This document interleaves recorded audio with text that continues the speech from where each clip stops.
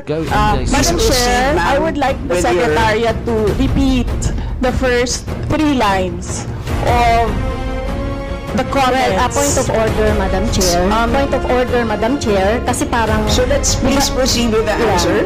Point of order, Madam Chair, kasi parang siya yung nagpe-preside eh. Yes, Ay, ganun talaga ang buhay, ma'am. Kasi inuutusan mo yung secretariat natin sa Committee on Appropriation.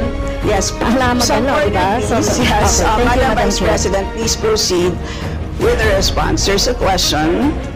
Please proceed with the response. Madam Chair, I do not understand bakit a person convicted of child abuse is still sitting in a seat Point of of the order, House of Madam Chair. Ito yung sinasabi Representatives. natin.